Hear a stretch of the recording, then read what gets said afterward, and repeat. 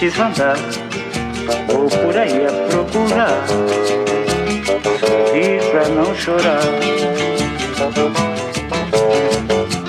Deixe-me, preciso andar, vou por aí a procurar, sorrir pra não chorar.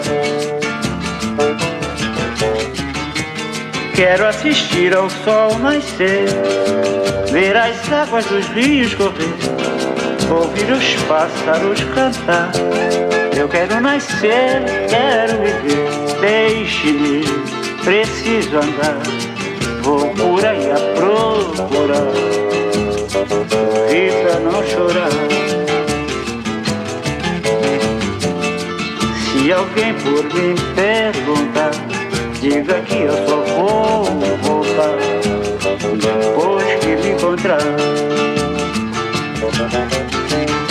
Quero assistir ao sol nascer, ver as águas dos rios correr. A preocupação com a Previdência sempre fez parte da agenda dos trabalhos da UniOeste,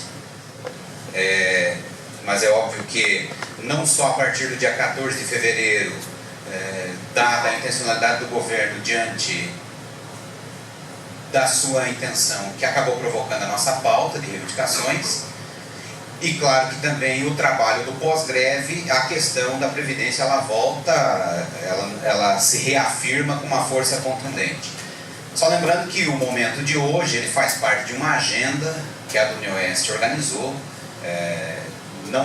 Nessa agenda é óbvio que não contempla os trabalhos que foram realizados durante a greve, mas durante essa semana, já nesse tempo encurtado, nós já realizamos alguns grupos de trabalho, alguns estudos, algumas leituras, já trocamos algumas impressões, e a palestra de hoje ela vai compor essa agenda, claro que de forma mais contundente, programática, né? Essa agenda não se encerra aqui, o problema ainda está em aberto, portanto novas ações serão necessárias a partir da tarde de hoje. Para essa palestra de hoje, nós temos a honra de receber o professor Ludimar Rafaim, mestre pela Universidade Federal do Paraná, pelo Departamento de Educação, mas com ênfase específica em Direito. O professor Ludimar é assessor jurídico de diversos sindicatos de servidores públicos do Estado do Paraná, consultor nas áreas de Previdência, de servidores públicos e administração pública. E vai conduzir os trabalhos dessa tarde. Ficou combinado que o professor vai falar perto de 1 hora, tá? Um pouco mais, um pouco menos, fica na sua deliberação. Depois disso serão feitas intervenções, selecionamos 3 intervenções, blocos de 3, com 3 minutos de fala para cada arguinte. Tá? Se a gente entender que depois é necessária uma nova metodologia, não tem problema, aí a gente submete e acaba fazendo de outra forma. Tá, ok? Muito obrigado, professor Ludimar, fique à vontade. Eu vou falar sentado aqui, porque eles estão filmando. Então, boa tarde a todas e todos. Eu quero primeiro cumprimentá-los pela iniciativa de fazer o debate, né? Registrar o professor Lemos, junto com outros deputados, o papel importante que tiveram na Assembleia Legislativa nesse momento todo, e dizer que eu concordo com o professor Lemos, a gente tem que buscar a unidade do movimento sindical, principalmente num momento como esse, em que até brinquei lá no debate da quarta-feira, que a Elaine, que era do Centro de Saúde, no dia anterior tinha me ligado e dito: olha, Ludimar, fique atento, porque há pessoas lá que querem que você apresente a solução. Eu falei: eu vou apresentar a solução. Trabalhadores do mundo unidos, né? Essa é a solução para todos os problemas, né? Então, não tem isso. Eu queria só dizer mais algumas coisas. O Lemos já falou que eu fui servidor público municipal, e eu sempre digo, com relação a alguns temas, eu tenho a obrigação de saber, tá? E um deles é esse. Por quê? Durante um tempo servidor público, como dirigente sindical, depois como assessor parlamentar do então vereador e agora também deputado estadual Tadeu Venere, em Curitiba, onde nós fizemos as primeiras discussões sobre Previdência, e depois como advogado de sindicatos de servidores públicos. Eu trabalho para o Sind Saúde, está aqui o Rodrigo, né, que é do Sind Saúde, o Sindjus, que é o Sindicato de Servidores do Poder Judiciário, Sindicato de Servidores Municipais de Curitiba, professores de Araucária e Agudos do Sul, esses de forma permanente a gente trabalha. E eu quero registrar o seguinte, que de todas as conquistas que eu digo que esse movimento aí de fevereiro teve, um legado importante que esse movimento deixou, e aí é importante mesmo registrar isso, que é a preocupação com a questão previdenciária. Embora, né, o João já tenha dito que sempre foi uma preocupação a questão previdenciária, mas a maior preocupação dos servidores com a questão previdenciária era muito mais com os seus benefícios previdenciários. Quando eu vou me aposentar? Como eu vou me aposentar? O que a reforma de 98, o que a reforma de 2003, o que a reforma de 2005 e a reforma de 2012 fizeram na minha vida? Aliás, uma boa parte não sabe o que elas fizeram ainda, né? A maior parte dos servidores não compreendeu aquilo que aconteceu em 15 de dezembro de 98, em 31 de dezembro de 2003, em maio de 2005 e em março de 2007. Ainda não compreenderam isso, né? Mas a preocupação com o financiamento do sistema em si, nunca ela foi uma grande preocupação. Ela ficou muito mais, às vezes, no campo dos dirigentes. No caso do Estado do Paraná, ela estava muito mais no âmbito do fórum das entidades, com aquela composição de todos participavam, mas ela não chegava nos servidores. E agora eu percebo essa diferença. Nos últimos dias eu participei de 10 debates e tem mais 4 agendados para os próximos dias, tudo sobre isso, tá? E não é com direção sindical, é com a categoria mesmo, organizada e conversando. Então isso é importante. Então o objetivo aqui é a gente conversar um pouco, né? Como me foi pedido lá no fórum, né, no seminário do fórum, e lá eu já fiquei sabendo que tinha ocorrido essa situação, que vocês não participariam, me foi pedido falar assim, nós precisamos unificar o entendimento. Então nós temos que partir do início, né, para que a gente entenda, tenha uma compreensão do sistema como um todo, para daí chegar no projeto que o professor Lemos fez referência e que ele disponibilizou ontem, recebeu do governo, disponibilizou ontem para o movimento, e que vocês já estão com cópia dele na mão, né, chegando até nisso. Então, pode só virar o próximo, né? Então, eu sei que essa discussão de previdência, aí eu tenho o professor de História, né, então eu sei que há uma divergência com relação a esse método de estudo da história, se é por modos de produção, como que é e tal, mas eu digo que a discussão previdenciária na história nossa, ela começa a se dar no momento em que as pessoas descobriram que não dava mais para você se contentar com as folhas, as flores, os frutos, a caça e a pesca daquele dia. Porque um dia viria o que eles chamavam de infortúnio e você precisava ter alguma coisa para recorrer. Alguns dizem que isso é capitalismo, e é. Né? E o regime previdenciário, esse que nós estamos discutindo aqui, é capitalista. Eu quero fazer essa limpeza já, porque eu sei que há umas questões ideológicas que permeiam essas discussões, e é isso mesmo, como eu fiquei escutando ali as pessoas, se está no fundo financeiro ou no fundo previdenciário, né? Isso é um modelo capitalista, se é neoliberal, se é liberal, se é, não sei, mas é um modelo capitalista. Bom, então eu digo que na verdade é isso. E no Brasil, a previdência é muito mais recente ainda, a discussão dela, tá? Muito mais recente. A unificação da legislação previdenciária no Brasil se deu em 1960, nos anos 60.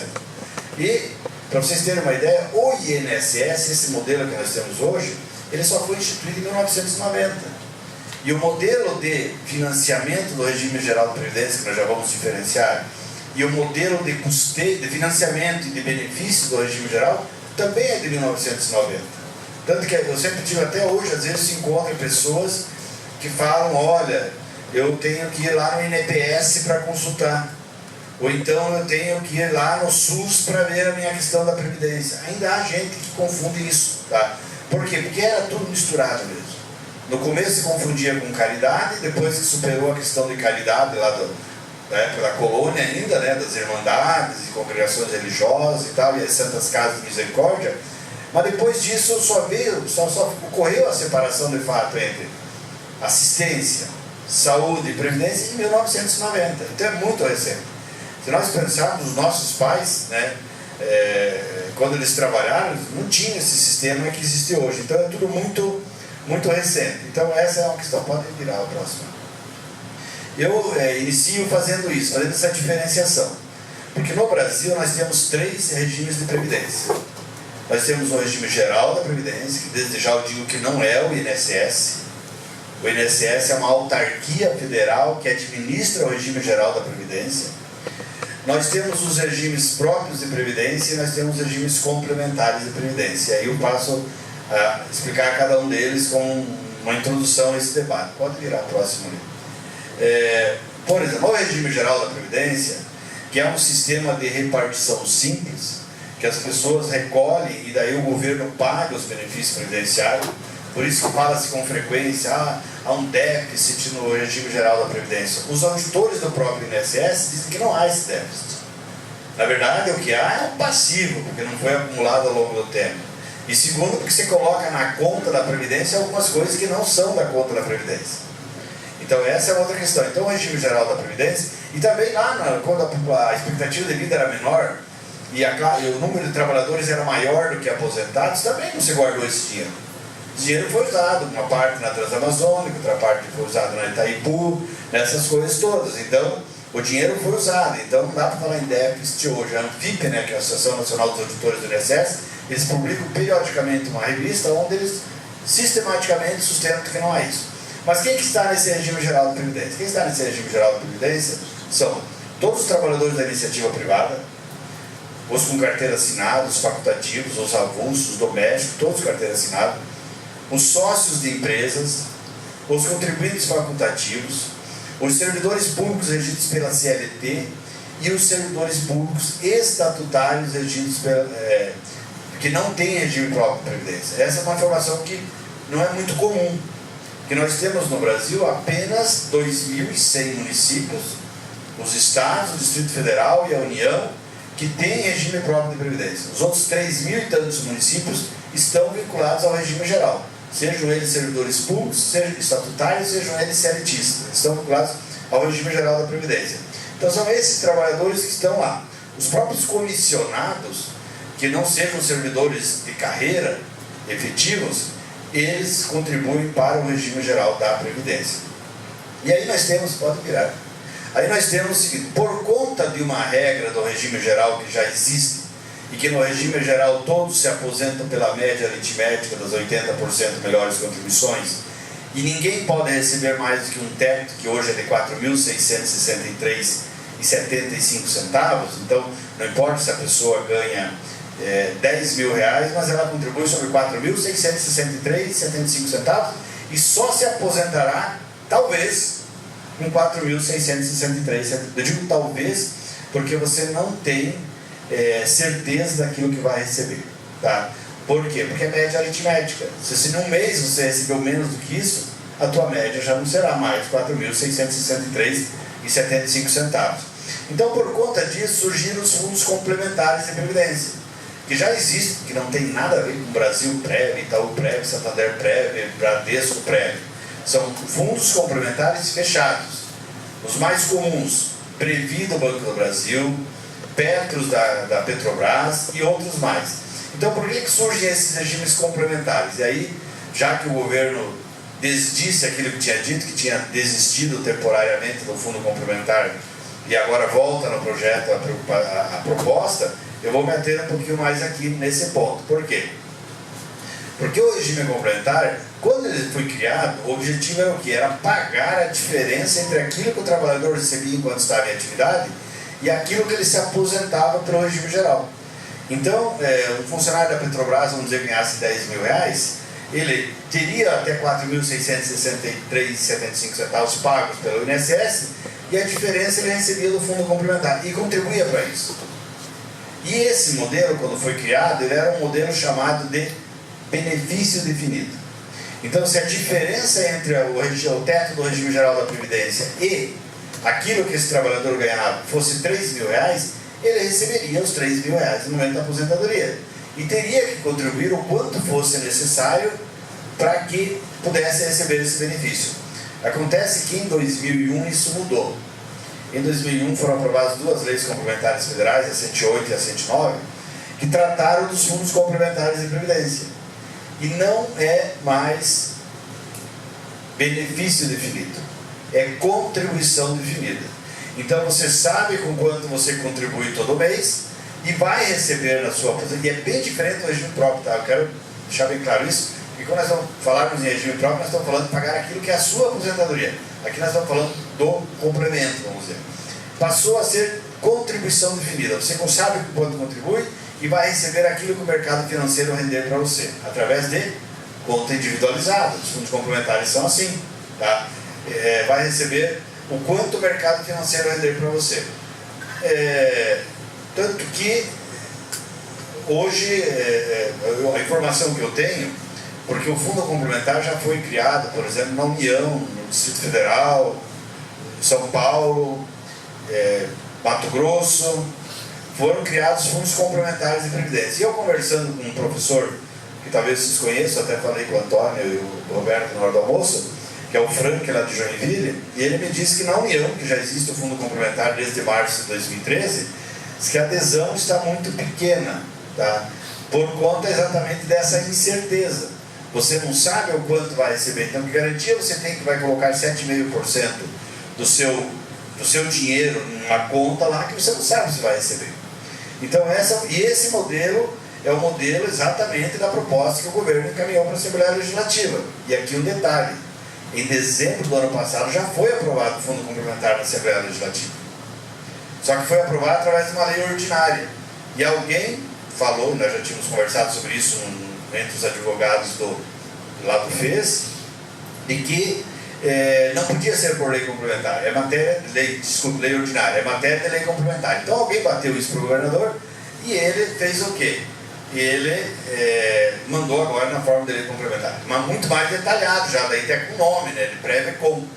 E o objetivo desse fundo complementar que o governo mandou e que agora recoloca ali no projeto como um dos assuntos a serem estudados, ele já colocava inclusive percentual, que as pessoas teriam que contribuir com 7,5%, que os municípios que quisessem aderir, poderiam aderir a esse fundo complementar por convênio, quer dizer, ele queria arrecadar dinheiro do estado inteiro, na verdade, todos os municípios, é exatamente isso, o município lá. E aí, a questão do fundo complementar, qual é o grande desafio para a gente? É que a emenda 41 disse, lá em 31 de dezembro de 2003, que uma vez criar, é o contrário, né? Ela diz que se podem estabelecer um teto se você criar um fundo complementar. Então o que acontece? A criação do fundo complementar automaticamente leva ao estabelecimento de um teto dos benefícios. Então se o Estado do Paraná criar um fundo complementar, todos os servidores que ingressarem depois da criação desse fundo complementar não terão mais aposentadoria integral. Terão aposentadoria, na proposta dele era até o teto do INSS, mas não precisa ser. Há um técnico aí que fala bastante sobre previdência, que na opinião dele, que não é a minha opinião, deveria ser 3 salários mínimos. Ele fala assim, eu acho que os regimes de previdência deveriam pagar no máximo 3 salários mínimos.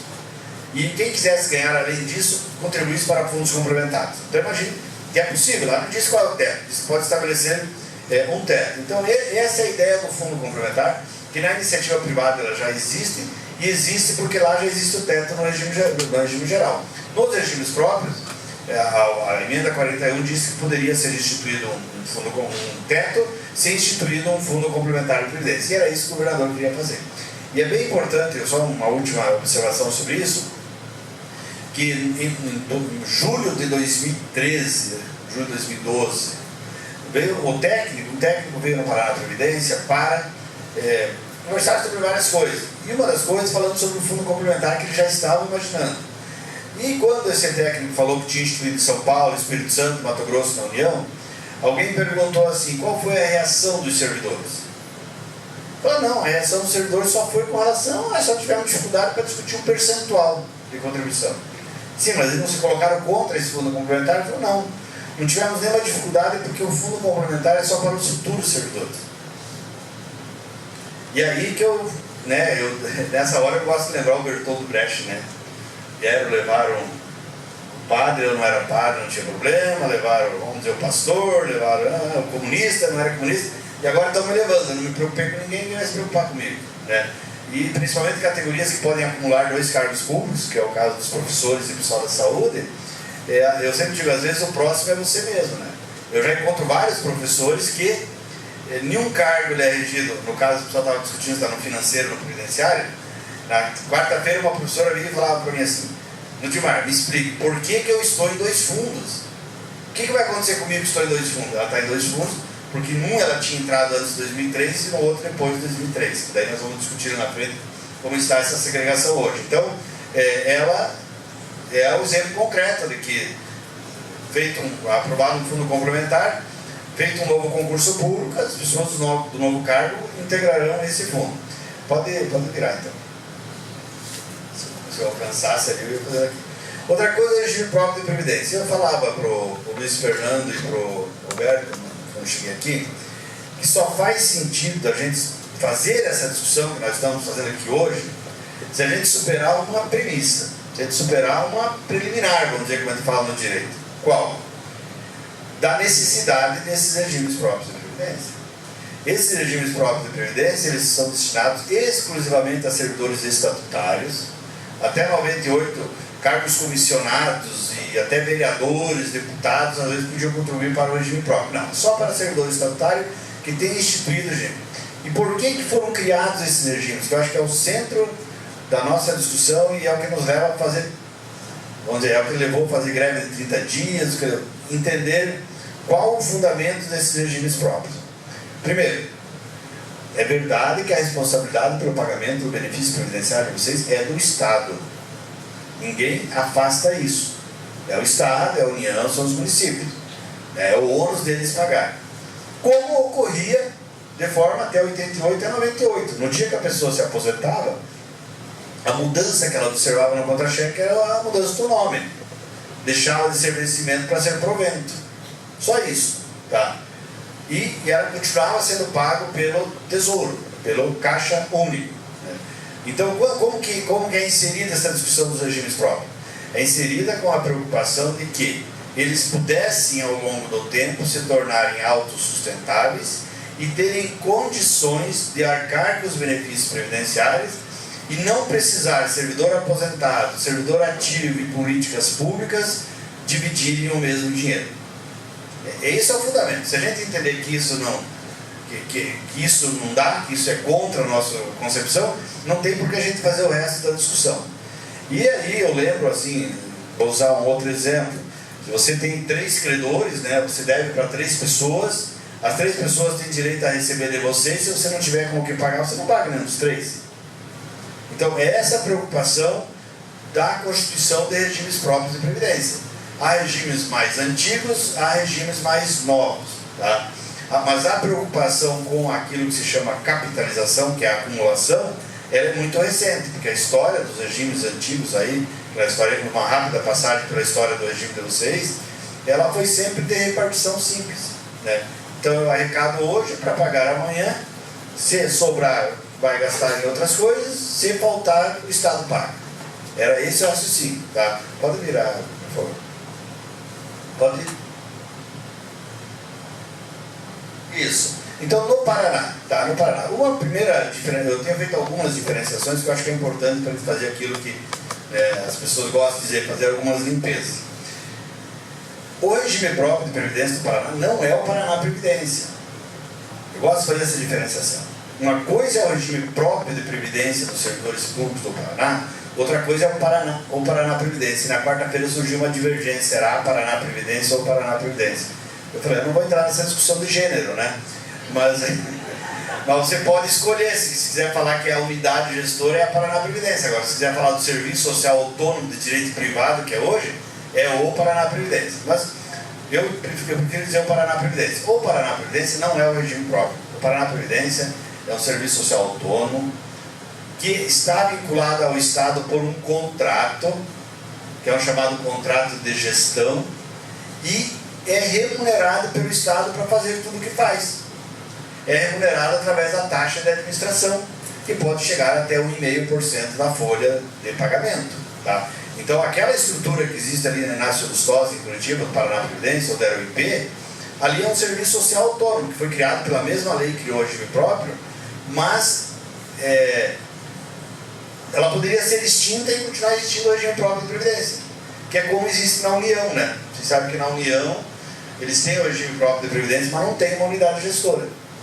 Não tem unidade gestora. Então, diferenciar isso, diferenciar. Então, a lei de 98, que é de dezembro de 98, que entrou em vigor no dia 1º de janeiro de 99, ela criou o regime próprio de previdência do Paraná, com a segregação de massas que nós veremos na sequência, e na mesma lei criou o Paraná Previdência com todas essas coisas esdrúxulas, vamos dizer assim, que nós tentaremos algumas delas conversar. Algumas já o professor Lemos já falou e outras já são públicas, né?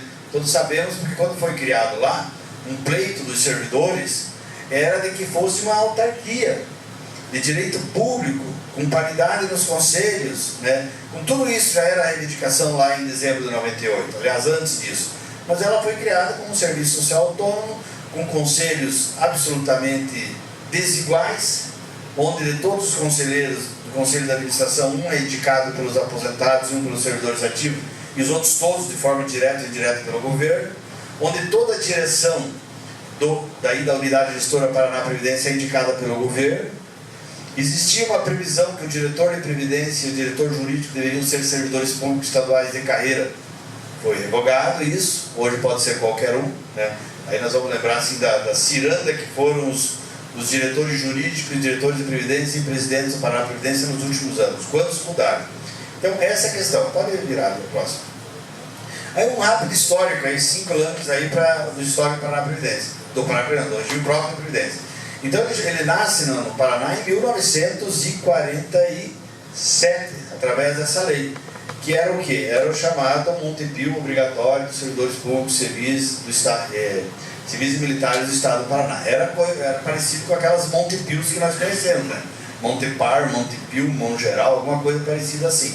Então essa foi criada lá em 47. Pode virar. Em 49, então foi feito um Estatuto dos Servidores Públicos do Estado do Paraná. E nesse estatuto ele regulava desde o ingresso do servidor até as regras de aposentadorias, né? Porque é importante colocar o seguinte também, que até 88, depois de 98, existia uma ampla autonomia para estados e municípios lidarem com a questão das suas aposentadorias, inclusive em regras diferenciadas, de forma, tem a famosa lei mineira, né, essas coisas todas. E de lá, muito recentemente, que se vinculou na Constituição Federal alguns requisitos.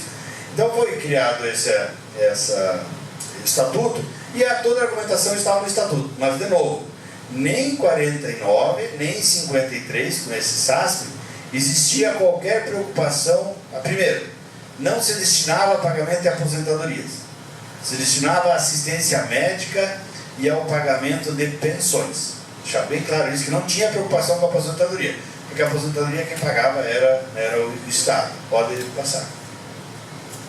Em 61, então, em 61 ocorre essa junção da Montepio e do SASP, e foi criada então a primeira versão do IP, lá nessa época, né? Instituto Paranaense, Instituto de Previdência do Estado do Paraná. Também com preocupação exclusiva de pagamento de pensões e assistência à saúde. E aí as pessoas falam, nossa, como era boa a assistência à saúde do IP comparando com o SAS. É verdade, todo o recurso que era descontado do servidor era destinado do Estado, era destinado ao pagamento de pensões e ao pagamento da assistência médica, tá? Que nós sabemos que, por exemplo, a universalidade da assistência médica no Brasil, ela existe a partir de 5 de outubro de 88.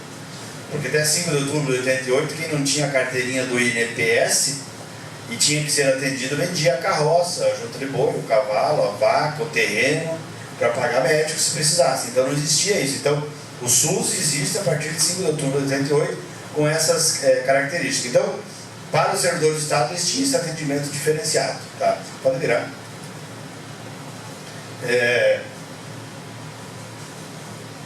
64, né? Então é isso. Daí ali começa uma primeira preocupação com a Previdência, mas ainda também sem preocupação com capitalização. Pode virar. Bom, e aí chega mais próximo da gente essa questão da Previdência no Paraná, que é a Lei 10.219. A Lei 10.219 de 92, ela fez o quê?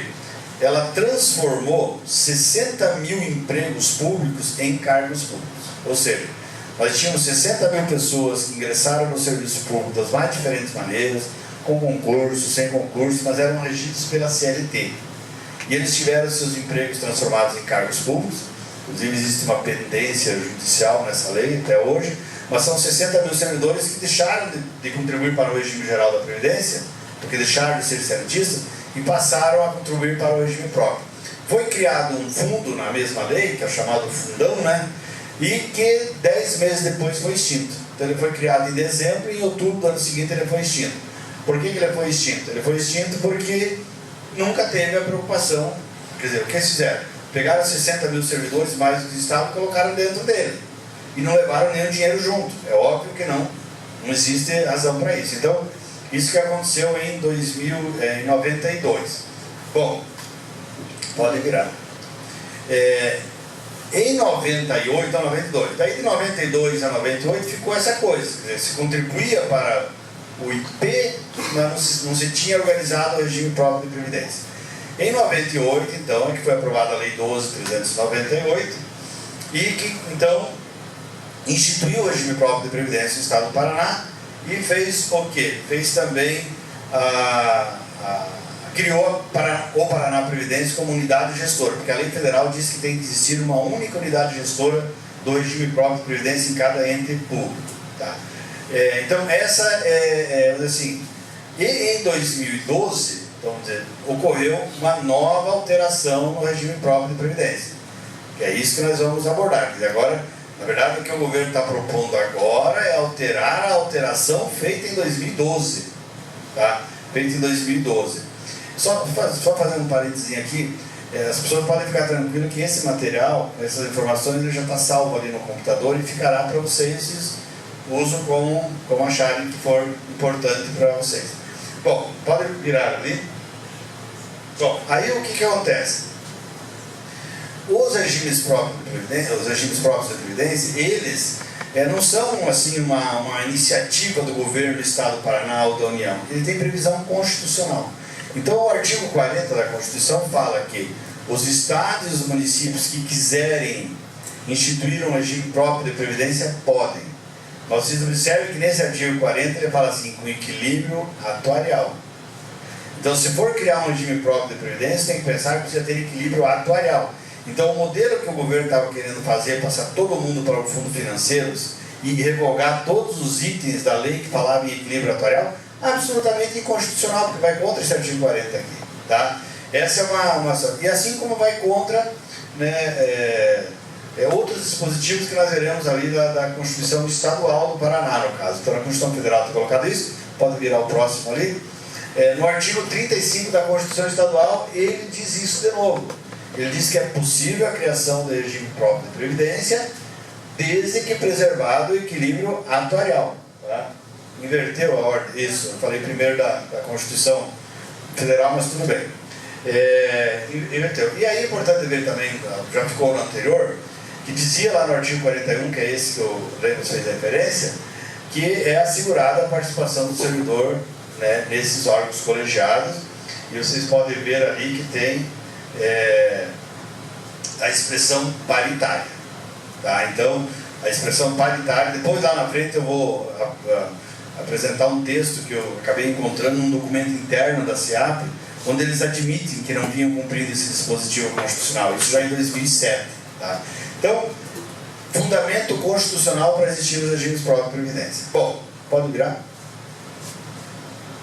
Então, no Paraná, então agora nós chegamos naquilo que é o nosso problema, que nós vamos ter que aprofundar aqui. Na forma da Lei 12.398, a unidade gestora do regime próprio é o Paraná Previdência, que é um serviço social autônomo de direito privado. Isso gerou muita discussão na época da sua criação. E se dizia o seguinte: quais são os serviços sociais autônomos de direito privado que nós estamos acostumados a ver? É o SESC, o SENAC, o SESC, com características puramente privadas. Aqui era algo que era criado por lei, seria mantido com dinheiro público, total poder do governador para indicar os seus dirigentes, destinado à prestação de um serviço público, embora a um grupo específico, e você chama de serviço social autônomo. O que o governo queria quando criou na forma de serviço social autônomo? Queria se liberar do concurso público e da licitação. E aí, logo depois, o próprio Tribunal de Contas, na época, falou que, olha, não importa o nome que a coisa tem, vocês estão chamando de serviço social autônomo, mas ele tem características de direito público, então, portanto, ele está subordinado às regras de direito público. Tanto que eles têm que fazer processo seletivo na contratação de pessoas e processo seletivo também na compra e na contratação de serviço, e tem que prestar contas para o Tribunal de Contas. Tudo que eles achavam que não precisariam fazer. Tá? E aí acabou sendo feito isso. Então ele está subordinado, sim, embora se chame de direito privado, na regra geral ele está subordinado ao regime de direito público. E esse é o entendimento do Tribunal de Contas, e é esse o entendimento que, no caso, o movimento sindical, lá nos anos 90, já sustentava que ele deveria ser de direito público. Pode virar. Não é o único modelo. Até é importante, eu fiz questão de destacar isso, porque em uma reunião que participei, o líder do governo na Assembleia disse o seguinte, que em determinado momento o governador Requião não quis transformar em autarquia, porque havia um problema jurídico que não poderia. Agora eles estão dizendo que é por outro motivo, né? Para não precisar dispensar os funcionários do Paraná Previdência. Porque os funcionários do Paraná Previdência, eles não são servidores públicos do Estado do Paraná. Eles são funcionários do Paraná Previdência. Eles são vinculados lá à CLT, eles contribuem para o regime geral. Então agora estão dizendo que não pode transformar em autarquia porque teria que demitir pessoas. Essa é outra discussão. Então existem outros modelos. Esse modelo de autarquia, vou dar alguns exemplos. Se eu não estou enganado, o regime próprio de previdência de Cascavel é autarquia, Londrina é autarquia, Araucária é autarquia, Curitiba é autarquia, Colombo é autarquia, Fazenda Rio Grande é autarquia, se eu não estou enganado, Foz do Iguaçu é autarquia. Então é possível sim fazer na forma de autarquia, para que seja de direito público. Tá? Daí já me perguntaram se isso teria alguma implicação nos investimentos. E esses que têm autarquia continuam fazendo os investimentos da mesma forma, porque existe uma resolução do Conselho Monetário Nacional, a 3922, 2010, que diz como cada regime próprio investe o seu dinheiro. Ele diz, por exemplo, que 100% dos recursos podem ser investidos em títulos do Tesouro, mas no máximo 30% em renda variável, por exemplo. Então, existe a regulamentação, seja para autarquia, seja para serviço social autônomo, ou seja, fundo meramente contábil, que alguns lugares têm. Então eles têm o regime próprio de previdência, mas eles têm lá como se fosse um departamento da prefeitura que administra o dinheiro, quer dizer, não tem nenhuma característica de equilíbrio atuarial. Pode virar. O modelo paranaense, esse modelo paranaense, que originariamente não era assim, mas hoje ele é assim. Depois eu vou dizer como que ele era no começo. É formado por 3 fundos, né? O fundo de previdência, o fundo financeiro e o fundo militar. O fundo militar, o fundo financeiro e o fundo militar de repartição simples, como se diz, aí onde há a chamada solidariedade entre gerações, né? Os que estão trabalhando contribuem para pagar aqueles que estão aposentados. Se sobrar dinheiro, se usa onde se quiser, do jeito que é o modelo, se faltar dinheiro, o governo que pague. Tá? Então esse é o raciocínio, é lógica, não? É a regra desses dois. E o fundo previdenciário que deveria ser capitalizado. Bom, como que se dá o financiamento de cada um desses fundos? Pode virar, professor. O financiamento de cada um desses fundos. Então, como eu disse, o fundo financeiro é de repartição simples, quer dizer, o dinheiro entra e é pago, e se faltar... E aí era a discussão que o governo trouxe, que era o quê? Que por ele ter muita gente no fundo financeiro, que eles trouxeram todo o povo lá em 2012 para o fundo financeiro, o Tesouro não estava suportando mais o pagamento. Teria que pagar 350 milhões, né, Lemos?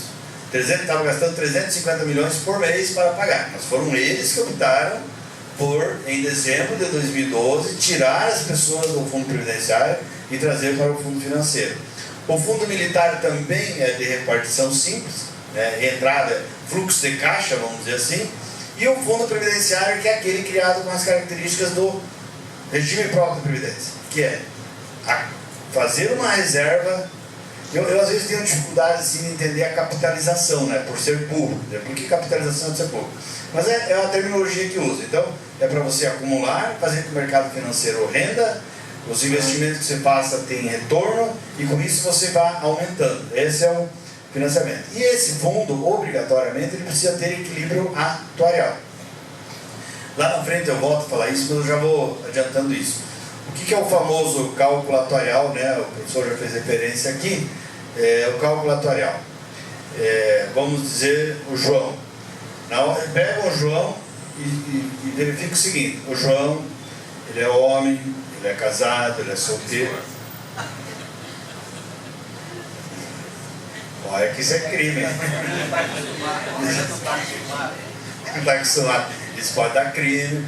Bom, então assim, é homem, é casado, é solteiro, tem filhos, não tem filhos, qual a idade que ele tem, qual o tempo que ele trouxe de fora, o ambiente de trabalho dele é propício a gerar uma aposentadoria por invalidez ou não, qual a expectativa de vida no Brasil, de acordo com as chamadas tábuas de mortalidade, quando que provavelmente ele morrerá. Ao fazer isso, ele chega à conclusão de quanto que ele custa para o sistema. Isso é o cálculo atuarial.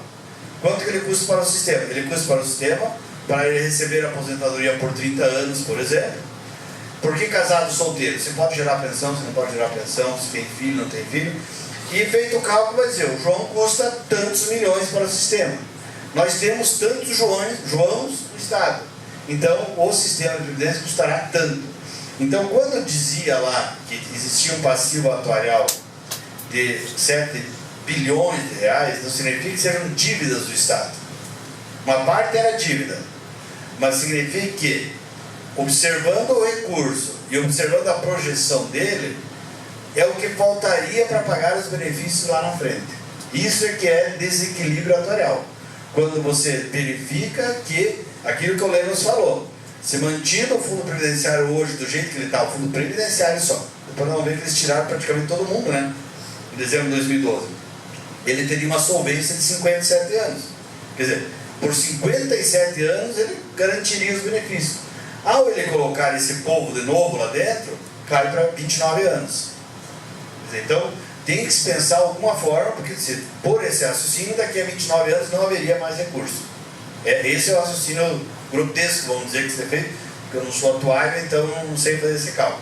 Então, é assim que ocorre o financiamento. Pode virar. Lá em 98, quem que ficou em cada um dos fundos? Quem que ficou em cada um dos fundos? Eu quero fazer uma ressalva que esse modelo, criado lá em 98, ele acabou servindo mesmo como modelo para o Brasil inteiro. Não pode negar isso. Recebe nomes diferentes de um lugar para outro, mas em todos eles fizeram a chamada segregação de massa. Então, no estado do Paraná, além de fazer um aporte inicial através dos royalties da Itaipu e através dos bens do antigo IP, foi feita uma segregação de massa. O que significa? O Estado não acumulou durante as últimas décadas. Então agora ele não poderia transferir essa responsabilidade para um regime que estava sendo criado naquele momento sem nenhum recurso. Então o que eles falaram? Vamos dividir a conta. Quando eu falo que em cada lugar recebe um nome diferente, que por exemplo em Araucária a divisão é assim. Se a pessoa tinha 10 anos quando foi instituído o regime próprio de previdência, tinha 10 anos no município, o município paga a aposentadoria dele na proporção desses 10 anos. E o fundo paga na proporção dos outros 20, 30, 25 anos. Aqui no caso a opção foi fazer uma linha de corte. Então disseram o seguinte, em janeiro de 99, a mulher que tiver mais do que 45 anos ou mais, ela fica no fundo financeiro. Esse fundo, sem capitalização, de repartição simples e tudo. O homem que tiver mais do que 50 anos, ele vai para o fundo previdenciário. Desculpa, o homem fica também no fundo financeiro. Os outros, os novos e aqueles que tinham idade inferior a isso, vão todos para esse fundo previdenciário. Ou seja, por que essa divisão? Essa divisão é porque essas pessoas se aposentariam mais tarde. Então daria tempo de acumular o suficiente para arcar com os benefícios lá na frente. Já fazendo uma verificação aqui, ó. Embora exista a conta individualizada lá no Paraná Previdência, tanto que a lei diz que se vocês quiserem, vocês podem ir lá e pedir a informação, eles têm que dizer o quanto vocês contribuíram até agora, mas o sistema não é individualizado, o sistema é coletivo. Então não é você que paga só a sua aposentadoria, você contribui para que o sistema pague a aposentadoria de todos. Então esse é assim. Por isso que essa preocupação que o Lemos já levantou aqui no começo, que é uma preocupação que eu tinha antes desse decreto, dessa proposta aqui, que é o quê? O fato de cada poder ter autonomia para gerar as suas aposentadorias. Aí onde tem a Assembleia Legislativa, por exemplo, nós sabemos que eles aposentaram uma série de pessoas por invalidez que não são inválidos. Uma auditoria, como diz o Heitor, que é conselheiro representante de vocês, uma auditoria grotesca, assim, chegou à conclusão de que vários estavam aposentados por invalidez, não eram inválidos. Ou então você cria um benefício lá, que depois de 1 ano, 2 anos vai direto para a aposentadoria, e os outros servidores é que pagam a conta. Então, essa vamos dizer assim, a preocupação que a gente precisa ter da unificação da legislação e o acumular. Então, na verdade, isso para garantir, então, o financiamento. Uma outra coisa que aparece no projeto de lei, Lemos, que é uma das poucas coisas que eu concordo ali no projeto de lei, que eu vinha dizendo antes de terem colocado. Espero que não tenham colocado por eu ter falado e eu só me cobro por isso. Que é antes do incremento de qualquer nova remuneração para os servidores públicos, é preciso ser feito o cálculo atuarial. Você precisa saber o quanto isso vai impactar na aposentadoria. Porque senão vão pensar, dão lá um aumento para um promotor. Cria uma vantagem para o promotor de 50% que vai para a aposentadoria depois de 5 anos. Legal, para o promotor é ótimo isso. Só que na hora de dividir a conta, quem vai dividir é o professor, é o educador, é o servente, é o motorista, que é ele que vai pagar essa conta. Então, é preciso ter essa preocupação. Então, por isso que foram feitas essas segregações de massa. O Estado não acumulou ao longo do tempo, por não ter acumulado, então agora ele fica com o ônus. E um outro dado interessante, que normalmente não se fala, é que nesse momento aqui, por que isso também? Porque durante décadas as pessoas não contribuíram. E outra coisa, as aposentadorias concedidas antes de 98, em regra, são maiores do que aquelas concedidas depois de 98. Porque antes de 98 era assim.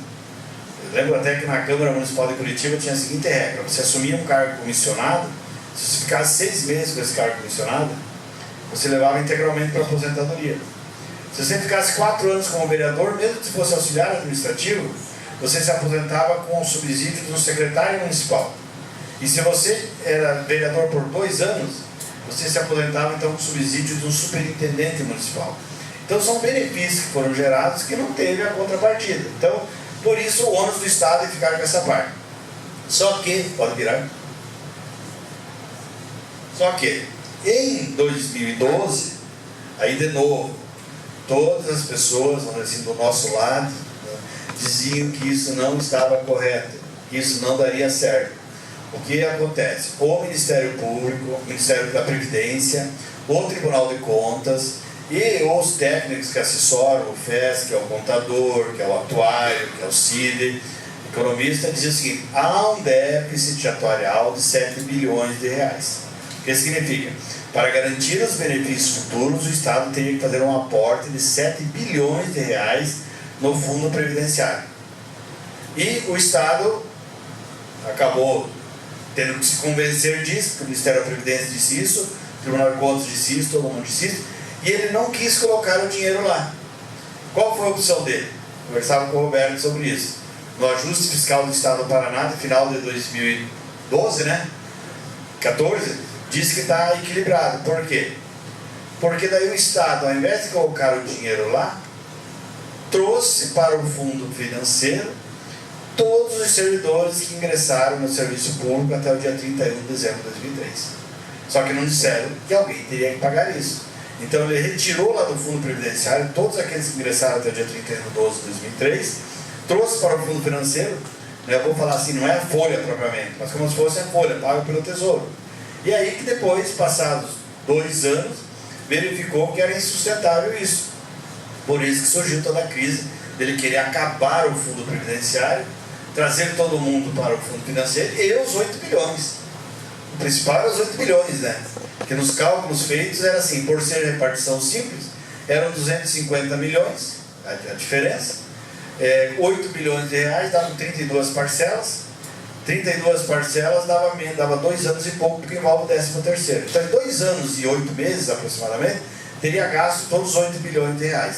Então, foi isso que ele quis fazer. Então, queria fazer por quê? Porque lá em 2012 não ouviu as pessoas e errou quando fez essa nova segregação de massas. Então, em 2012, o fundo previdenciário ficou superavitário.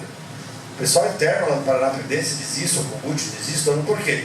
Só ficaram lá os benefícios concedidos entre janeiro de 1999 e dezembro de 2012. Bom, se só ficaram nesses, e aqueles que ingressaram depois de 2003, os que ingressaram depois de 2003 só estão contribuindo até agora. Só estão contribuindo. Os que estavam lá atrás é um número pequeno de benefício. Então, com 8 bilhões no caixa é superavitário. Então, e daí o governo então queria acabar isso. Então, foi essa divisão feita lá. Então, hoje, a divisão hoje, eu vi as pessoas falando assim, por que eu estou no fundo? Hoje, enquanto não ocorre a mudança, e eu acho que se a mudança ocorrer, teria que ser, na minha opinião, para retroagir a 98 e capitalizar o fundo, se é para fazer mudança que seja sustentável. Hoje, quem está no fundo financeiro são todos aqueles que ingressaram até 31 de dezembro de 2003, exceto aqueles que tiveram os benefícios concedidos entre 98 e 2012. Os outros todos, né, vieram para o fundo financeiro. Então, quem está no fundo financeiro?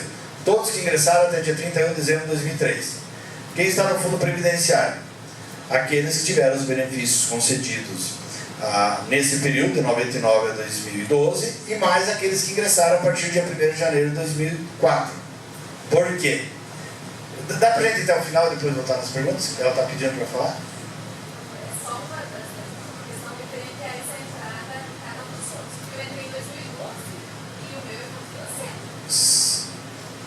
O meu é muito financeiro, não é previdenciário.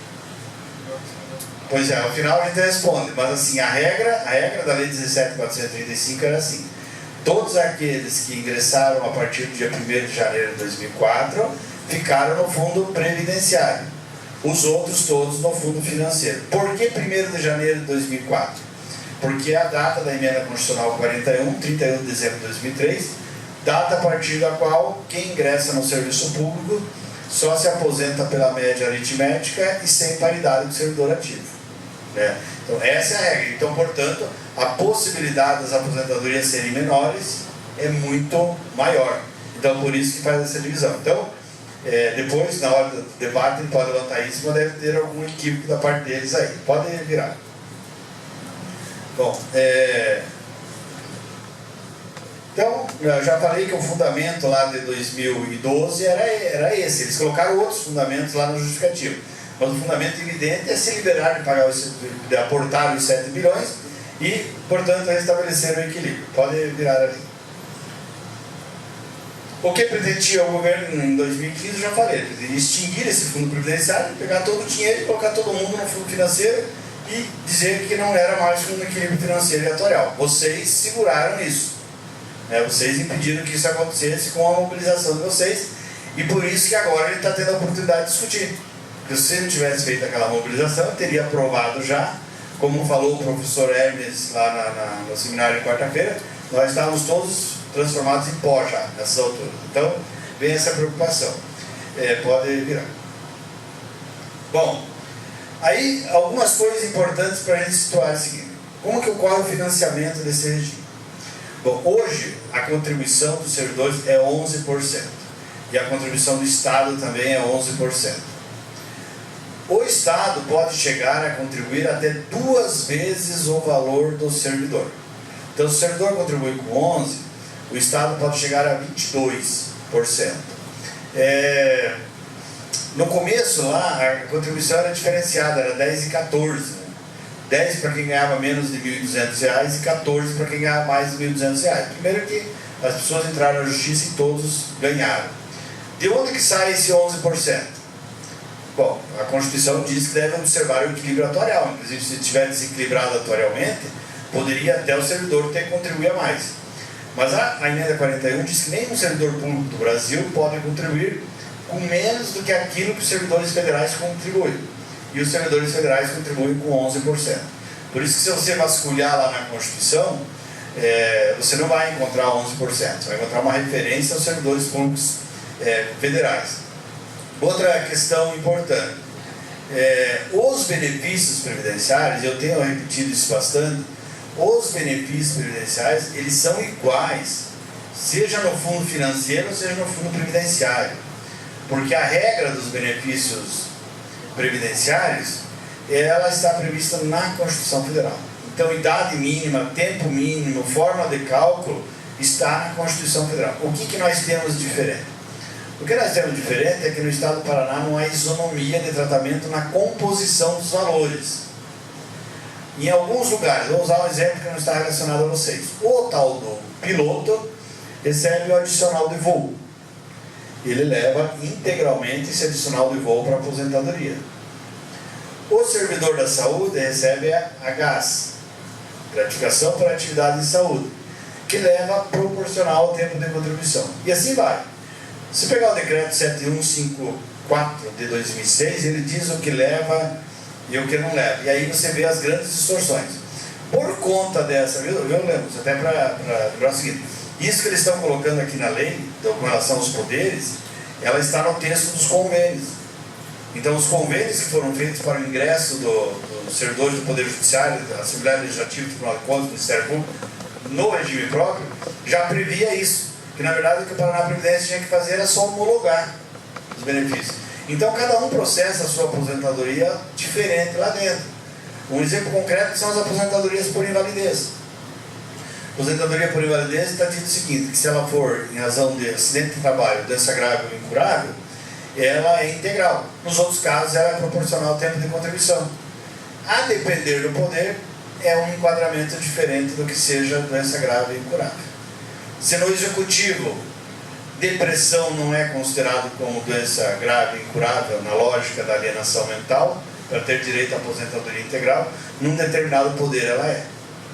Eles consideram como sendo motivo de aposentadoria integral. Então, a minha esperança era que fizesse o caminho contrário, que fizesse que nós temos que ter uma legislação previdenciária única no Estado, que se aplica desde a pessoa que trabalha lá na secretaria da escola, ou trabalha lá na cantina da escola, até o magistrado. Isso tinha que ser uma regra só, né? Com todas as outras prerrogativas, tá bom.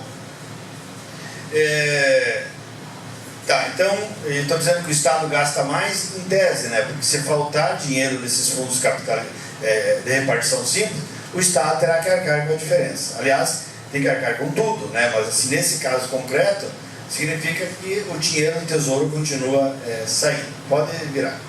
Quanto tempo falta aí, João? 10 minutos, acho que eu vou conseguir. Bom, então assim, falando do regime próprio é isso. O regime administração é o Paraná Previdência. Então diz assim, o modelo de regime próprio lá em 98 não havia muita divergência, porque parecia que era um modelo sustentável. As divergências que existiam eram com relação à unidade gestora do regime de previdência, que foi aquilo que eu falei, foi criado sem paridade, foi criado com serviço social autônomo, todas essas características.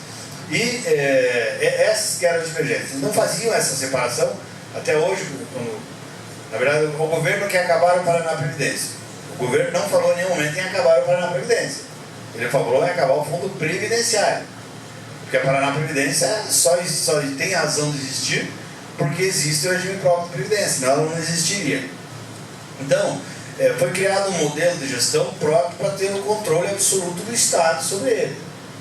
Controle do Estado. Então, a primeira estrutura do Paraná Previdência ali, ela é administrada por um conselho de administração, um conselho fiscal e um conselho diretor. Pode tirar. O conselho diretor, então, é formado, são todos cargos comissionados, né, indicados pelo governador, desde o presidente, diretor e os diretores que estão vendo ali na tela. O conselho fiscal, o conselho de administração é considerado, pode virar.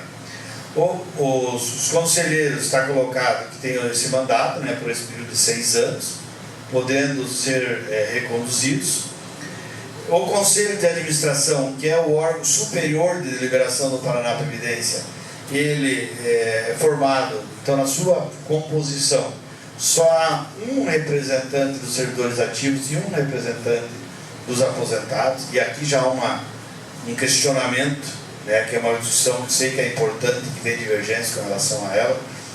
Primeiro que é um só. Segundo que não há uma participação.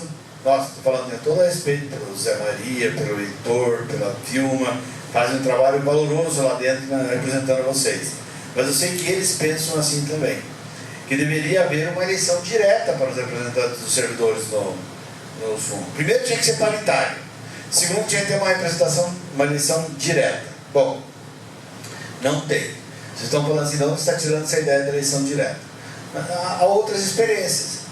O modelo da Araucária não é o sonho, mas em Araucária, por exemplo, na região metropolitana de Curitiba, todos os conselheiros, exceto 2, que são indicados pelo prefeito, já inverte a lógica, todos são eleitos diretamente pelos servidores. Os servidores, as pessoas se candidatam, as pessoas votam diretamente e são eleitos conselheiros. E depois, eleitos os conselheiros, eles escolhem o seu presidente do conselho de administração. Os conselheiros escolhem. Aqui quem indica o presidente é o governador, né? Escolhe o seu presidente. E esse presidente vira o presidente da autarquia. Então, na verdade, os servidores elegem o presidente ou a direção da instituição. Colombo não tem eleição direta, mas dos 7 membros, lá só um é indicado pelo prefeito. Os outros todos são indicados pelos servidores. E escolhidos assim: a Associação dos Professores escolhe 2, daí define a forma de escolher. A Associação, que daí agora está virando sindicato. A Associação dos outros servidores escolhe mais 2. E os aposentados escolhem mais 1. E daí tem mais um outro lá, assim que o prefeito, na verdade, indica uma pessoa só. Então, essa é uma composição diferenciada. Outra coisa, eu sempre digo assim, eu preparo mais do que eu preciso, e isso é bom, porque daí sempre sobra alguma coisa. Mas para dizer o seguinte, o modelo do regime próprio de previdência também, ele precisa ser enfrentado como na questão da sua democratização também como um todo. Não existe nenhum mecanismo de participação direta dos servidores no controle do regime próprio de previdência. Não existe. Até muito recentemente, até 3 ou 4 anos atrás, os servidores eram impedidos de acompanhar a reunião do Conselho de Administração. 2 ou 3 servidores aí, ligados ao Cine Saúde, à APP e ao Cine Ciab na época, eu não sei se tinha alguém de vocês também, foram lá e ficaram batendo na porta até que permitiram que eles assistissem à reunião. No momento onde é transmitido sessão do Supremo, sessão do Congresso Nacional, do CNJ, Assembleia Legislativa, dos tribunais, e aí você não pode participar, acompanhar uma reunião do Conselho de Administração. Então essa é uma outra questão. Podem passar, acho que são uns 3 ou 4 que eu já acabei falando, que é o Conselho de Administração, o Conselho Fiscal é a mesma, pode virar esse também. Pode virar o outro. Aplicação financeira. Então, só para fechar essa parte da gestão. Então, as aplicações financeiras, elas são da responsabilidade desse grupo que aparece aí na tela, mas é importante deixar claro que ela é toda subordinada a uma norma do Conselho Monetário Nacional. Então, não pode sair aplicando de qualquer jeito. Agora, algumas entidades fazem aplicações, por isso que é importante o acompanhamento. Há um determinado regime próprio de previdência que investiu 20 milhões de reais num fundo de investimento cuja finalidade era recuperar empresas em processo de recuperação judicial. Promessa de altíssima rentabilidade. Não sei se alguém aqui é da economia, mas quanto maior o risco, maior o juro. Mas isso era de altíssimo risco, né? Portanto, o juro era altíssima a promessa. Só que não estão conseguindo receber nem o principal que aplicava lá. Então é muito importante esse controle no acompanhamento. Então tem essa resolução que é bem importante. Bom, do ponto de vista geral dos regimes próprios de previdência. Primeiro, equilíbrio financeiro atuarial. Portanto, tem que fazer todo ano o cálculo e se não estiver adequado, você fazer as adequações. Pode virar. Cálculo atuarial. Outra informação importante, não pode usar de jeito nenhum o recurso da Previdência para assistência à saúde. Isso é uma regra básica, né, que está colocada, porque antes se misturava. Outra coisa, agora a Assembleia Legislativa do Paraná vai receber a LDO, né, até 15 de maio, né, Lemos? A LDO. Vai receber a LDO. Quando vier a LDO, é obrigatório, um anexo obrigatório à LDO, o cálculo atuarial do regime próprio de Previdência.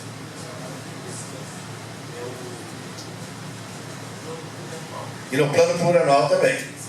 Aí esse ano tem o plano plurianual também. Mas a obrigatoriedade do anexo na lei de diretrizes orçamentárias. Essa é o anexo, pode virar ali. Bom, conselhos fiscal, já falei, que é da importância da democratização, vai naquele que está escrito SEAP ali, próximo. Mais um, aí. Então, o que acontece? Eu lendo alguns materiais, um deles que eu não sei como chegou para mim, é um documento interno lá da SEAP, eu sei que está lá no meu computador, alguém me mandou um tempo atrás. E lendo, num determinado trecho, eu encontrei essa pérola, vamos dizer assim. O que acontece? O que está colocado ali? Eles transcrevem esse artigo da lei federal, que diz que deve haver a participação dos servidores na gestão, e aí virem para o próximo ali. E daí escrevem isso aqui. Evidente que a Lei 12.398, ao criar o ente único de gestão previdenciária do Estado do Paraná, em 98, o fez num contexto anterior à alteração sustentada pela emenda 41. Assim, não levou em conta a paridade material ali indicada, estando em desacordo com o preconizado por uma gestão democrática e participativa. E daí continua ali dizendo assim, a SEAP, que é quem está vinculado ao Paraná Previdência, pela Secretaria da Administração e Previdência, reconheceu em 2007 que não havia paridade e que isso era contra a lei federal, contra a emenda 41, e não fizeram nada para mudar.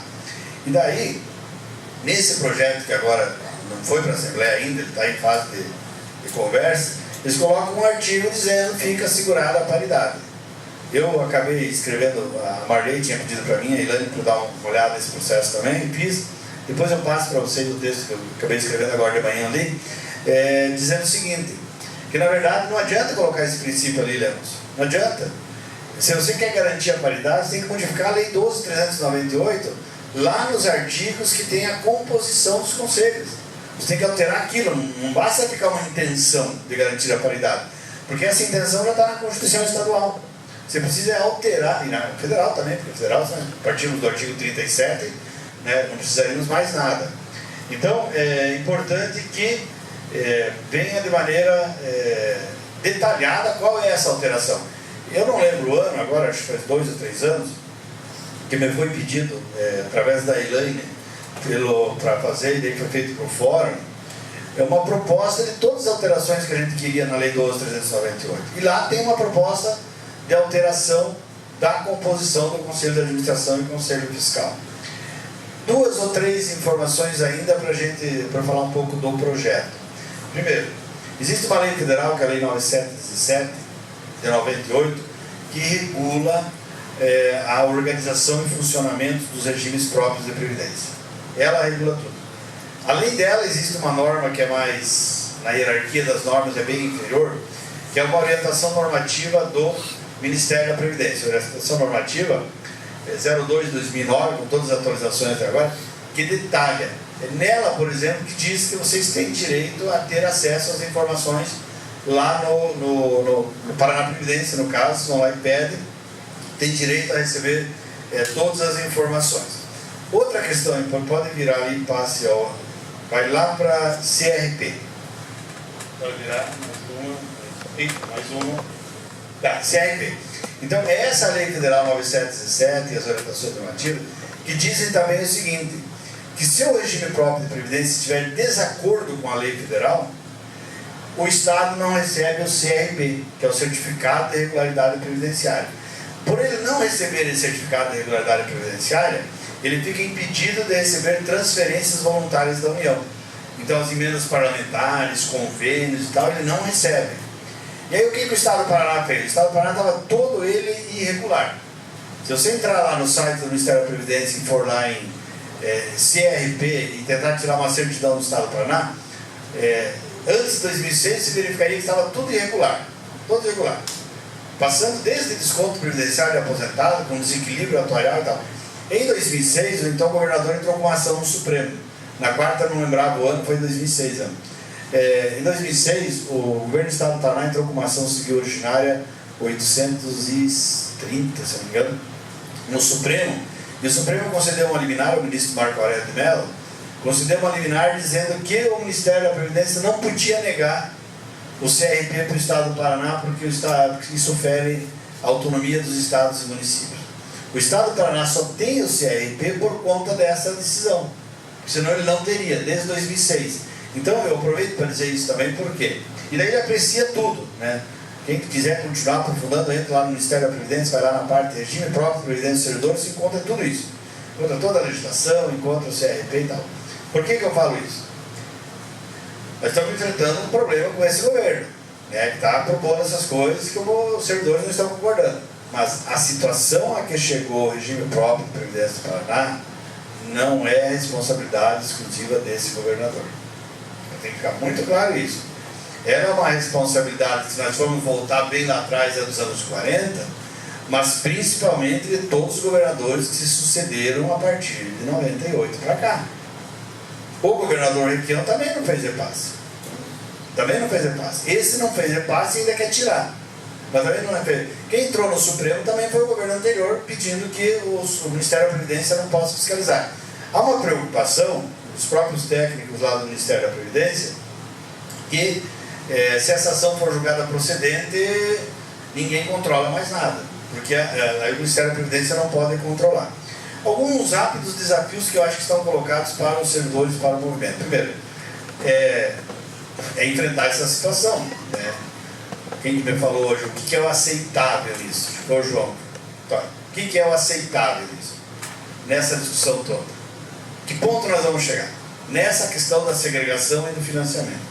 E a parte dessa questão da segregação e do financiamento, tudo que nós temos que pensar com relação à gestão disso. Participação paritária, uma entidade de direito público, espaços de participação. Eu conheço regimes de previdência que realizam 2 congressos por ano, um no começo do ano, outro no final, quando as pessoas elegem os seus delegados. Como se fazem os congressos, os delegados para os congressos dos sindicatos? Funciona assim lá também. Por local de trabalho, elege delegado, o delegado participa. No começo do ano para estabelecer diretrizes, no final do ano para avaliar. Outros não conseguiram chegar ao ponto do congresso, mas tem audiências públicas 2, 3 vezes por ano, previstas na lei. Então são desafios. E o principal desafio é as pessoas entenderem que esse regime próprio de previdência é de vocês. E daí eu volto lá no começo. Isso só tem sentido se a gente superar aquela preliminar. Qual a preliminar? Quer dizer que nós queremos ter um regime sustentável, porque nós queremos que o Estado tenha condições de pagar os nossos benefícios, que ele possa pagar os servidores ativos e possa pagar as políticas públicas. Porque se chegar lá na frente e não tiver dinheiro para fazer isso tudo, o que eu falo aqui talvez seja bem neoliberal, o que eu vou dizer agora, mas é assim, é uma realidade. Se chegar lá em 2023 e você verificar que o gasto com o pessoal já ultrapassou os limites da lei de responsabilidade fiscal, que é outro problema para nós, né? A lei da responsabilidade fiscal ultrapassou os limites, e que o dinheiro não existe, qual a opção que o governo acaba fazendo? Vai começar a conceder. Bom, primeiro, você já tem uma história de 12 anos sem ajuste em um determinado período, né? Os servidores ficaram sem receber. Então você pode começar a cortar reajuste, é uma forma de economizar. Outra forma, menos, né, assim, você passa a conceder benefícios para os servidores ativos que sejam no latinório aí propter labore, né? Só para quem está trabalhando, que não se estenda a quem está aposentado. Você começa a criar gratificações variáveis que não são acumuláveis para a aposentadoria. E mesmo para servidores com estabilidade. Ou, na pior das hipóteses mesmo, é você realmente começar a achatar, seja os vencimentos dos servidores ativos, seja os benefícios previdenciários. Então, essa é a questão. E existem muitas coisas a serem discutidas, né? Eu até concluí aquele pequeno texto que fiz agora mesmo, assim, há muito a ser discutido na legislação previdenciária do Paraná. Eu falei, e vou repetir aqui, dizer o seguinte: de repente apareceu uma solução mágica, que era o quê? Acabar o fundo previdenciário e tudo estaria resolvido. Estava resolvido para do caixa do governo, não o problema da previdência dos servidores.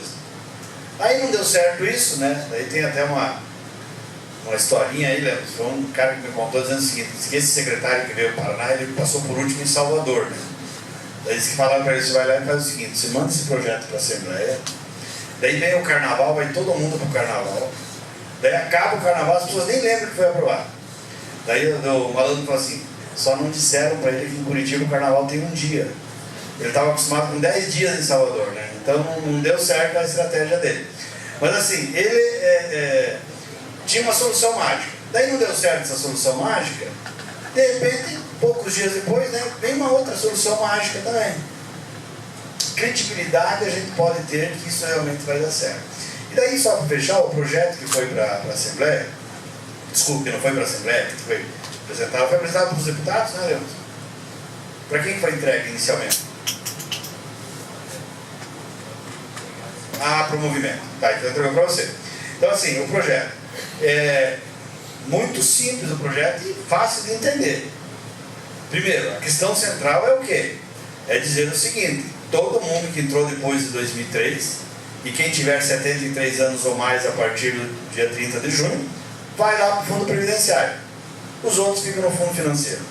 É isso. A divisão de massa que fizeram é essa. Só que daí junto colocaram outras coisas. Isso que já foi dito aqui no começo, ele diz que os poderes estarão vinculados ao Paraná Previdência, o gestor, né, por convênio, mas que deve preservar a autonomia administrativa e financeira dos poderes. Portanto, eles processam as aposentadorias dele do jeito que quiserem e cabe ao Paraná Previdência fazer o trabalho burocrático de mandar registrar no Tribunal de Contas. Então, essa é outra questão. Outro elemento importante, outros elementos que assim, são importantes. Daí muda, obviamente, também no fundo financeiro, porque se altera o previdenciário, altera o financeiro. Ele fala algo ali que é interessante. Ele fala assim, as coisas interessantes que estão aqui, há coisas interessantes, mas são todas periféricas, né? Como essa de dizer, fazer o inventário dos bens do patrimônio do Paraná Previdência. Isso não precisa estar na lei. Isso é uma questão de boa prática administrativa, né? Mas está colocado aqui. Outra questão que coloca que antes de quaisquer alterações na política de RH deve ser feito o cálculo atuarial. Bom, eu acho que falta uma palavra que lemos, já que talvez se for o caso de fazer emenda. Se for o Ministério Público, vamos usar o exemplo do Ministério Público, defensor do Estado Democrático de Direito, então não tem problema a gente fazer crítica a eles, né? Vamos supor que eles criam um plano de carreiras lá. Tudo bem, eles fazem o cálculo financeiro e atuarial. Mas quem que vai pagar a conta? Se ficar isso aqui, tem que dizer que são eles que vão pagar a conta. Com o orçamento deles, eles têm orçamento próprio. Porque senão é você, Fernando, que vai ter que pagar. Com o teu desconto previdenciário todo mês. E outra questão, dizendo então, que tem que apresentar lista, cadastro atualizado, nada disso precisaria. A outra questão dizendo então, o Estado, já que ele está devolvendo lá 33 mil para o fundo previdenciário, que ele tirou uma parte desse povo lá em 2012, ele está dizendo que fará um aporte de R$1 bilhão. O que é R$1 bilhão? Por que é R$1 bilhão tão redondinho assim? Quando que será pago? De que forma? Quantas vezes? Com o que? É dinheiro vivo? São outros ativos? O que é isso? Não está dito nada aqui. E por fim, né, esse que eu já falei que assegura a participação paritária, mas só dizer isso aqui não precisa, já está na Constituição Estadual, tem que alterar a Lei 12.398. E a famosa comissão, que eles disseram que deveria ser formada uma comissão de estudos, e eles estão dizendo que estão formando a comissão de estudos, só que não estava nas conversas, né? E nas conversas que vocês fizeram também lá, eu sei que não estava nas conversas que nessa comissão de estudos, um dos pontos, o primeiro ponto que eles colocam até é a criação do Fundo de Previdência Complementar, extremamente nocivo para os próximos servidores.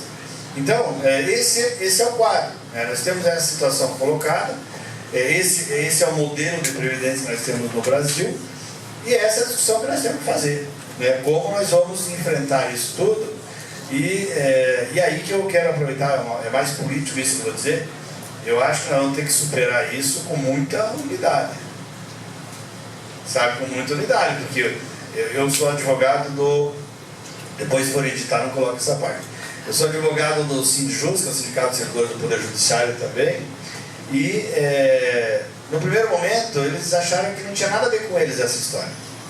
Nós precisamos fazer um trabalho intenso lá, porque realmente não tinha nada a ver a questão dos quinquênios e tal, só atacar o magistério, vamos dizer assim. O RPV não estavam muito preocupados, mas acharam que não tinha nada a ver com eles a questão da Previdência. E foi um trabalho intenso que o sindicato teve que fazer para dizer para eles, porque na cabeça deles era melhor estar no fundo financeiro, porque daí quem me paga é o tribunal. Eu gosto de receber do tribunal, não gosto de receber do Paraná Previdência. Como se assim, nós mais chiques recebemos do tribunal, o povo recebe do Paraná Previdência. Eles tinham mais ou menos essa ideia e foi difícil desfazer e eu acho que ainda não foi desfeita totalmente. Porque desde 98 para cá eles insistem que o lugar deles é no fundo financeiro e não no fundo previdenciário. Então, esse é um panorama geral dessa discussão que a gente tem feito aí e estamos abertos para o debate.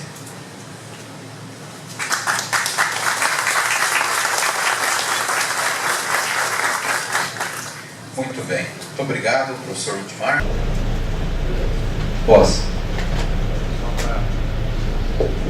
Só para fazer o registro do que pode sair recomendado por esse seminário para ser discutido nos próximos encontros, em especial na Assembleia.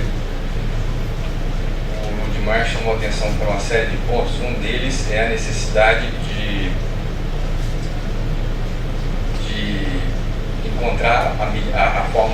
legislativa mais adequada para o artigo que está prevendo a participação paritária. Isso a gente precisa problematizar com o governo, então. Tem que alterar Isso, a lei anterior. Isso. Então isso tem jeito, de mexer no projeto, tem jeito.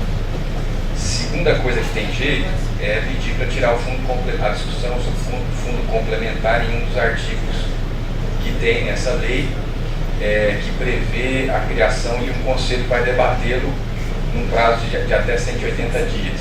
Então isso também tem jeito. Agora, o que não está presente na lei? A auditoria do sistema, que é proposta nossa e dos demais sindicatos, o pagamento dos passivos, claro, depois da auditoria, se conhece os passivos, o Estado paga os passivos, e aí um pepino. A gente defendia, pelo menos até o debate de hoje, e a aparição desse anteprojeto nessa forma, a extinção do regime de capitalização.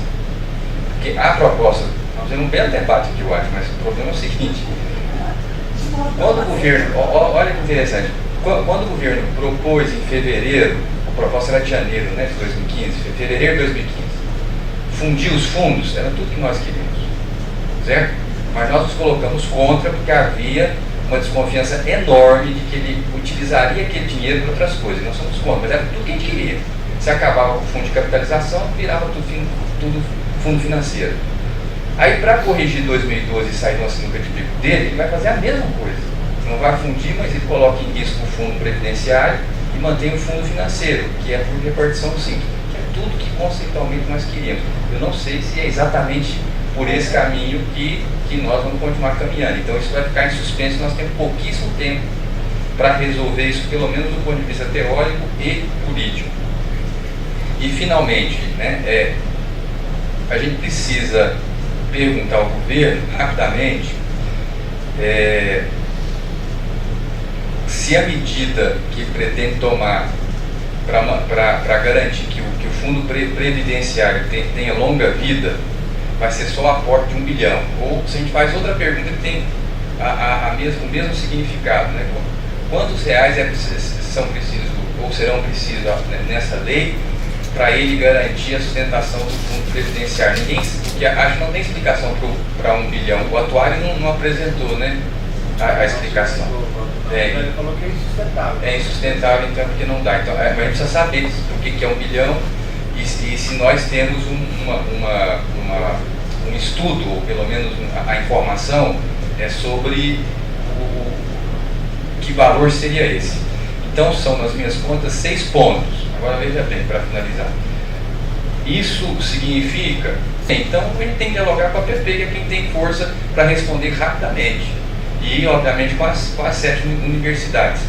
Então, a questão é a seguinte: tem um anteprojeto do governo. Se eu não estou errado, quem estava lá no dia, que está aqui, é a Cíntia, e acho que é só a Cíntia que estava lá. O deputado Romanelli cumpriu com o que ele disse naquele dia, menos na questão do fundo complementar. Ele disse que não estaria presente no projeto, está presente no projeto, certo? Mas veja, a proposta, o anteprojeto do governo é esse. Qual é a nossa posição, né? Nos opormos radicalmente ao anteprojeto, falar não passa nada disso e a nossa proposta é outra, a nossa proposta está aqui, é preciso ver se tem força para fazer isso. E a outra proposta é, bom, o anteprojeto não é bom, é muito ruim, mas nós queremos discuti-lo a partir de tais premissas, essas, dentro de um prazo que pode ser muitíssimo reduzido, o que não é um prazo para que houvesse tempo da gente realizar devidas assembleias e aprofundar essa discussão.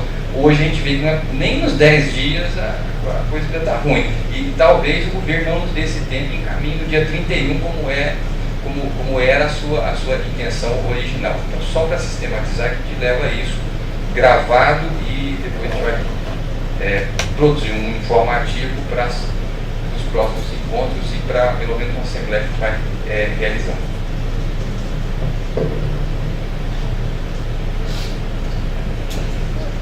Muito bem, então, muito obrigado. Muito obrigado, Ludmar. Obrigado aos presentes.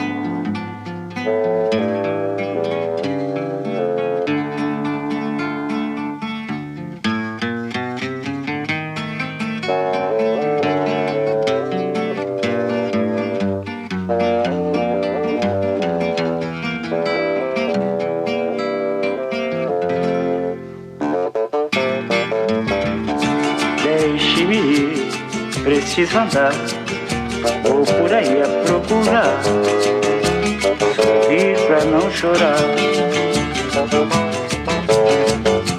Deixe-me, preciso andar, vou por aí a procurar, sorrir pra não chorar.